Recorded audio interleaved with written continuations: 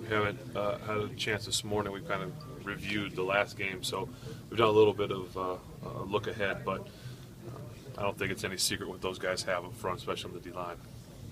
Ben, what makes Antonio Brown so good? What does he bring to the table? A lot of things. You know, he's a hard worker.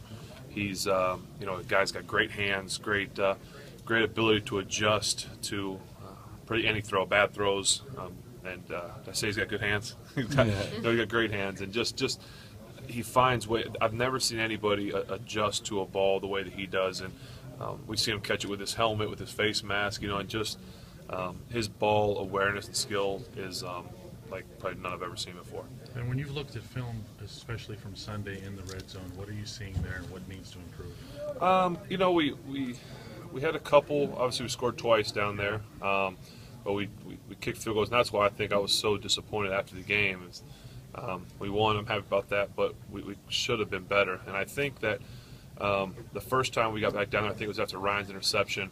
We really tried to, bring the extra tight end, bring Mike Adams in, and really try and run the ball. And because it worked the last time down there, we grinded and we picked up the yards. We got the touchdown. That time it didn't work. Their D-line stopped us, and I just think we need to when we get down there, just keep staying aggressive, not get too conservative, and just bring in the extra linemen and play that conservative role. We've got great weapons. We can still spread them out and run the ball. So we'll take a look at what we can continue to do to get better down there. And just to be clear, you're talking about taking more shots? Not necessarily, just having the people on the field, the right personnel groups at times. Like I said, the first time we got down there after Ryan's interception, it worked. It worked. We had all the big guys, and we used it, and they stopped us. And so we just have to make sure that we go in there with the right mentality every time. Not just because it worked last time doesn't mean it's going to work the next time. Man, the receiver position is pretty known for wanting the ball and letting their quarterbacks know. Do you hear that a lot from Jericho? He seems like it doesn't seem like he has the personality to fit that profile. No, Jaco is, he's a pro. When he comes and tells you that something's there, something's open, you believe him, because he's not just coming to tell you those things because he wants the ball. He's a pro's pro, and he works hard at what he does, and you reward him. And just like the touchdown he scored, he came and told us that he set up the play, the future play that we ended up scoring on, and it worked great.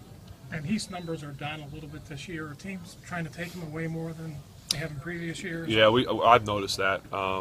Teams really do a good job of trying to look him up, sending two guys on him, holding him, doing anything they can to kind of slow him down. Then with their success against the run and their sometimes spotty play against the pass, I mean, I know you guys don't want to kill the clock with incompletions and put your defense right back on the field, but is the cliche of trying to find balance all the time in the offense particularly important this week? So yeah, run a little pass. Yeah, we're gonna, like I said, we haven't really got into too much Detroit stuff yet. We're gonna go up here in a little bit and try and kind of work on our install. So I would assume with that D line that the other side of that though is if you drop back the pass too much, they're getting after the pass and they're getting after quarterbacks a lot. So there'll be a line to walk, but we'll have to be balanced. The one guy's picked up a few fines over his career. Any concerns along those lines? Try not to upset him. Do they push it a little bit? Do they play to the echo of the whistle and then some? Yeah, I mean, I don't want to, and I know people have. I've yet to play him. I like to judge people off of what I see and what I do and what happens with me. So obviously he's gotten penalties in the past, and there's been some fines and things like that. But I've never had a chance to play against him. So after the game, we can talk about anything how I feel about it personally.